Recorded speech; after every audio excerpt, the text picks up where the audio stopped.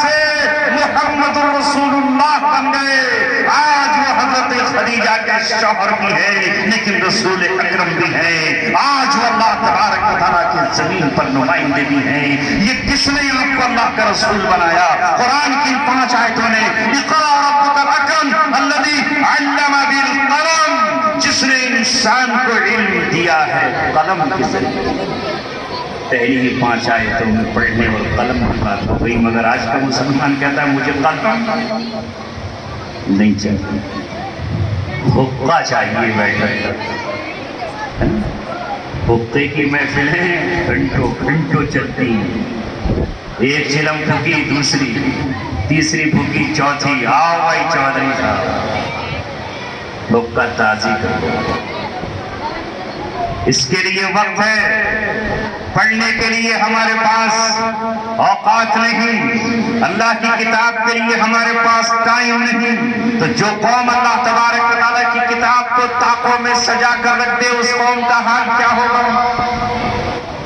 جزدان میں لپیٹ کر رکھے، اسے کھول کر نہ دیکھے اور بس یہ سوچتی رہے کہ ہمارا امام پڑھ تو رہا ہے، ہمارے بچے پڑھ تو رہے ہیں. آئے کاش اس کتاب کو صحابہ نے، کسی نے 40 سال کی عمر میں پڑھا، کسی نے 50 سال کی عمر میں پڑھا، کسی نے 55 سال کی عمر میں پڑھا، کسی نے 25 سال اور 30 سال کی عمر میں پڑھا.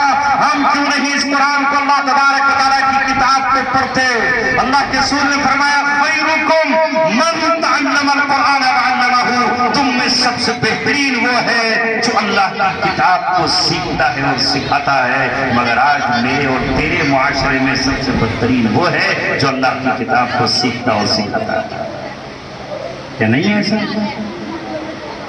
کیا قدر و قیمت ہے حافظوں کی ہمارے یہاں؟ کیا قدر و قیمت ہے اماموں کی ہمارے یہاں؟ کیا قدر و قیمت ہے مولویوں کی ہمارے یہاں؟ کیا قدر و قیمت ہے قرآن پڑھنے پڑھانے والوں کی ہمارے یہاں؟ ہمارا سماج ان کو کتنی گری ہوئی نظروں سے دیکھتا ہے، کیسی حقارت کی نظروں سے ان کو دیکھتا ہے. ہم یہ سمجھتے ہیں کہ اس زمانے کی سب سے کمزور، کھسی اور پٹی ہوئی قوم ہے. یہ ان کی توہین نہیں، یہ توہین ہے اس قرآن کی جو ان کے سینے میں ہے. یہ توہین ہے اس قرآن کی جو ان کے دماغ میں ہے. یہ حقارت ہے ان کپڑوں کی جنہوں نے محمد صلی اللہ علیہ وسلم کی سنت کو زندہ کرنے کے لیے ٹخنے سے اونچے پجامے پہنے ہوئے ہیں. جب تم نے ہی ان کی عزت نہ کی تو دنیا کی دوسری قومیں آگے بڑھ کر کے عزت کیوں؟ یہ وہ قوم ہے جسے اللہ کے رسول صلی اللہ علیہ وسلم نے سب سے اعلیٰ اور افضل قرار دیا. ایک حافظ قرآن کا کیا مقام اور کیا مرتبہ بیان کیا. ہماری نظروں میں سرکاری ملازم کی حیثیت ہے، ہماری نظر میں حکومت کے نمائندوں کی ہی حیثیت ہے. ایک کوئی حکومت کا نمائندہ بن جائے بس پھر ہماری ران اس کے لیے ٹپکنے لگتی ہے. کاش ہم یہ سمجھ لیتے کہ یہ علماء، یہ مسجد کے امام، یہ مسجدوں میں اذان پڑھنے والے، یہ اللہ تبارک و تعالیٰ کے گھر میں جھاڑو دینے والے، یہ صفے بچھانے والے، یہ اللہ تبارک و تعالیٰ کی مسجدوں کو اپنی جبینوں اور پیشانیوں سے آباد کرنے والے، ہم سو رہے ہوتے ہیں اور یہ اللہ اکبر کہہ کر اس فضا کے سکوت کو توڑنے والے اللہ رب العزت کے نمائندے ہیں، جو تمام جہانوں کا پروردگار ہے، جو ہمیں بھوک میں کھلاتا ہے، پیاس میں پلاتا ہے، ننگے بدن ہو تو کپڑے دیتا ہے، تب ہو تو اس کے لیے دوا کا انتظام کرتا ہے، چڑی بٹھی کو حکم دے کر ہماری تکلیف کو دور کرتا ہے. ہم اس قابل نہیں کہ مسجد میں چراغ جلا دیتے، ہم اس قابل نہیں کہ کانوں میں انگلیاں دے کر اللہ تبارک و تعالیٰ کی کبریائی کا اعلان کرتے تھے. ہم اس لائق نہیں کہ ہم اپنے بچوں کو قرآن پڑھاتے. یہ ہمارے نہیں، اللہ تبارک و تعالیٰ کے چوکیدار ہے اور اس کے قرآن کے پہرے دار اور محافظ ہے. انہیں وہ عزت دینا چاہیے تھی جو ہم اللہ کی کتاب کے پڑھا.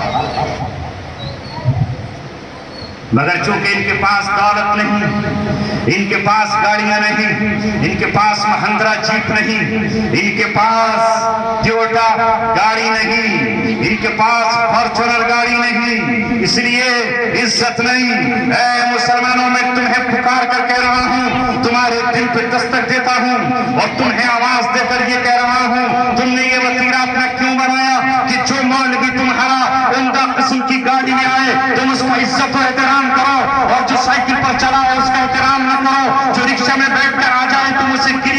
नजरों से देखो, और जो तुम्हारे पास उम्दा किस्म की गाड़ियों में आए तुम उसका एहतराम करने लगो। इसका मतलब ये है कि तुम उसका एहतराम नहीं कर रहे, कुरान को इज्जत नहीं दे रहे, उसके सीने में जो कुरान की आयतें हैं उनको एहतराम नहीं कर रहे, तुम उसकी गाड़ी के टायर इंजन का एहतराम करो। तुम्हारे सामने कोई आलिम दीन अगर फटे हुए कपड़ों में भी आ जाए तो तुम्हें उससे ज्यादा मोहब्बत करनी चाहिए कि ये हजरत बिलाल का भाई है, ये सिद्दीक़ अकबर की सुन्नत को जिंदा करने वाला है। अगर किसी आलिम के घर तुम टपकता हुआ देखो, दरवाजा उसका टूटा हुआ देखो, उसके दरवाजे पर फटे फटे हुए टाट के पर्दे देखो, उसके बच्चे का दामन चाक देखो और उसके गिरबान में टूटे हुए बटन देखो, तो उससे मोहब्बत करो कि 1400 वर्ष पहले नमूना सहाबा का हमारे सामने पेश कर रहा है। मगर ऐ अवाम, तुझे क्या हो गया है? तू उसे पसंद करती है जो तेरे सामने हुकूमत के चंद गार्ड लेकर आता है तो सोचता है कि ये बहुत पहुंचा हुआ है। ये मोहब्बत दुनिया की है, ऐसी मोहब्बतें तो न जाने किसकी हैं। अगर इस बुनियाद पर तुम एहतराम करते हो, इस बुनियाद पर इज्जत देते हो, इस बुनियाद पर दस्तरखान सजाते हो, इस बुनियाद पर तुम अपने दरवाजे खोलते हो, तो मैं तुमसे कहता हूँ कि तुम्हें फिर माल ही का इस्तेमाल करना है तो तुम्हें मुरीद हो जाना चाहिए गौतम अडानी का, इसलिए कि माल उसके पास बहुत ज्यादा है। तुम्हें इज्जत देनी चाहिए अनिल अंबानी को, दौलत उसके पास बहुत ज्यादा है। तुम्हें इज्जत देनी चाहिए टाटा को, बिरला को, जिनके हिंदुस्तान में बहुत बहुत बड़े तिजारती कारखाने चल रहे हैं। तुम्हें इज्जत देनी चाहिए उन्हें जिनके पास दौलत है। तुम अगर इस दौलत ही की बात करते हो तो इज्जत का मुस्तहिक वो भी है जो टाट पर बैठकर बच्चों को ला इलाहा इल्लल्लाह पढ़ा रहा है, वमा अर्सलनाका इल्ला रहमतल लिल आलमीन कह रहा है, फटे हुए कंबल के साथ तुम्हारे सामने खड़ा हुआ है, उससे इज्जत देनी चाहिए। मगर कौम जरा मिजाज बिगड़ गया है तो नमाज के वक्त तो इमाम के पीछे अल्लाह अकबर कहते हुए रुकू में जाता है, मगर दिल एहतराम से खाली है, इसलिए बाहर निकलते ही इमाम की चुगली और गीबत और बुराई हो जाता है। ये इमाम का एहतराम नहीं है। अल्लाह तबारक व तआला से जुड़ी हुई हर चीज का तुम्हें एहतराम करना चाहिए।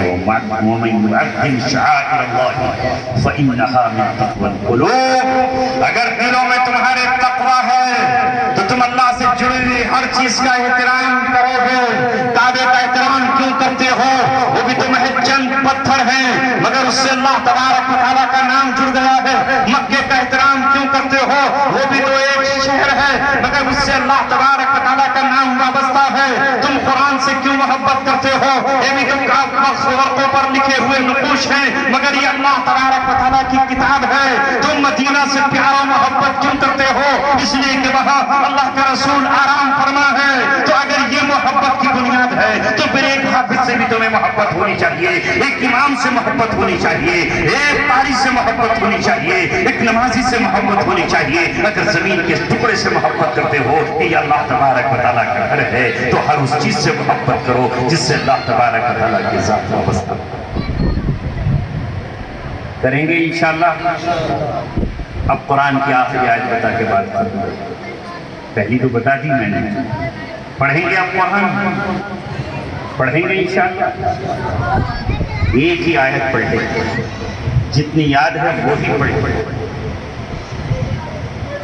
आखिरी आयत है, सूद की आयतों के उतरने के बाद जो आखिरी पैगाम अल्लाह ने दिया है वह है वत्तकू यौमन तुरजऊन फीही इलल्लाह। उस दिन से डरो जिस दिन तुम्हें अल्लाह तबारक व तआला के सामने हाजिर होना होगा।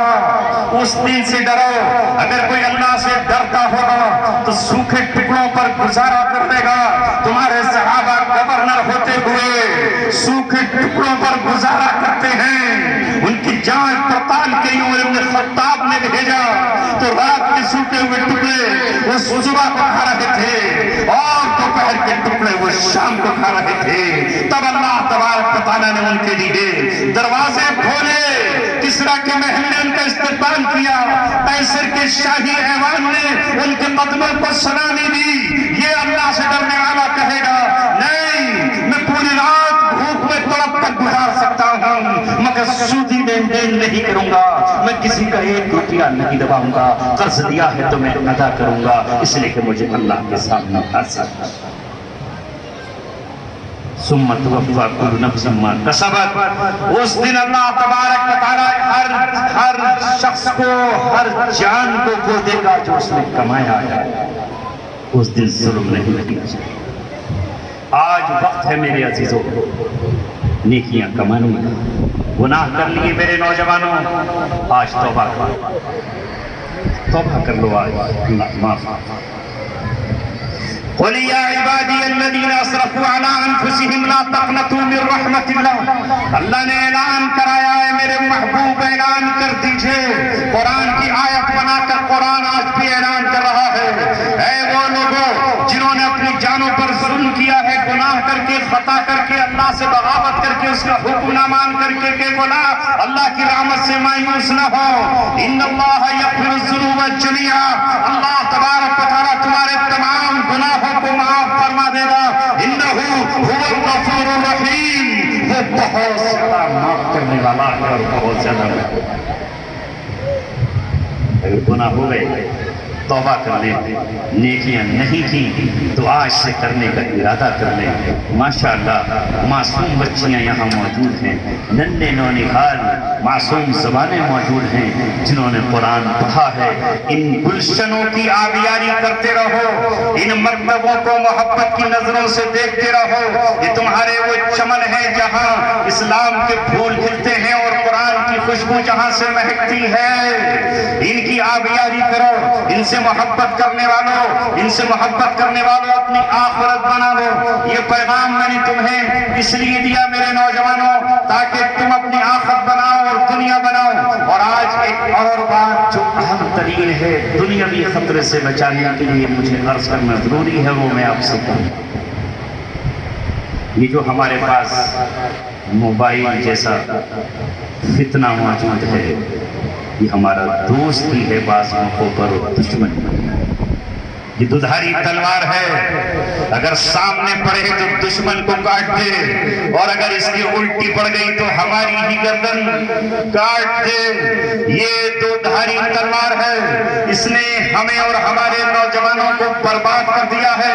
بے حیائی پھیلانے کا ذریعہ یہ ہے، آنکھوں سے حیا چھیننے کا آلہ یہ ہے، دل سے اللہ کی محبت مٹانے کا سبب یہ ہے۔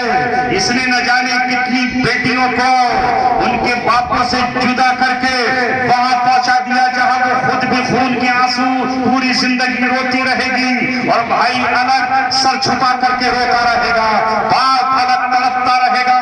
اس کو اپنا دوست نہ سمجھو، یہ ہمارا دشمن ہے۔ اس کی آڑ میں، اس کے ذریعے نہ جانے کتنے دشمن تمہیں شکار کرنے کے لیے بیٹھے ہیں۔ ابلیس کا یہ جال ہے، ابلیس کا یہ دام ہے، اس کا یہ پھندا ہے۔ اس نے بوڑھوں کو شکار کر لیا، بیٹیوں کو شکار کر لیا، ماں کو شکار کر لیا، طلبا کو شکار کر لیا، اسٹوڈنٹ کو شکار کر لیا، اور یہاں تک کہ اس نے نہ جانے کتنے نوجوانوں کو شکار کیا اور جیل کا ایندھن بنا دیا، اور جیل کی سلاخوں میں سالہ سال کے لیے قید کر دیا۔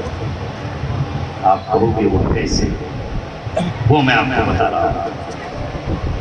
وہ ایسے، یوٹیوب ہے، اس پہ فیس بک بھی چلتی ہے، اس پر اور بھی نہ جانے کون کون سی چیزیں ہیں۔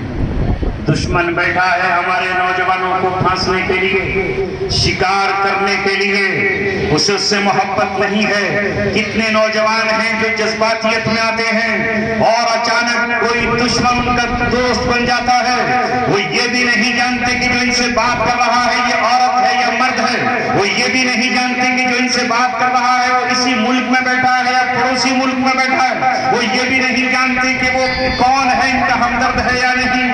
اس نے ورغلایا، نوجوانوں کو اکسایا، 19 20 25 سال تک کے نوجوان جن پر عقل کم ہوتی ہے، جوش جذبات زیادہ ہوتے ہیں، وہ فیس بک کے ذریعے یا ہائپ کے ذریعے کسی نوجوان کے ٹچ میں آئے اور وہ کسی ایسی سرزمین پر بیٹھا ہے جو تمہیں شکار کرنا چاہتا ہے۔ اس نے کہا یہ ایپ ڈاؤن لوڈ کر لیجئے، اس کا حکومت کو پتہ نہیں چلتا۔ چلتا, حکومت کی ایجنسیوں کو پتہ نہیں چلتا, یہ کسی کے کو معلوم ہی نہیں ہوتا, اور وہ آگے بڑھتا چلا جاتا ہے. آگے بڑھ کر کہہ رہا ہوں وہ یہاں تک کہہ دیتے ہیں کہ تم ایک بم تیار کر سکتے ہو اور اس بم سے اپنے دشمنوں کو اڑا سکتے ہو. وہ کیسے؟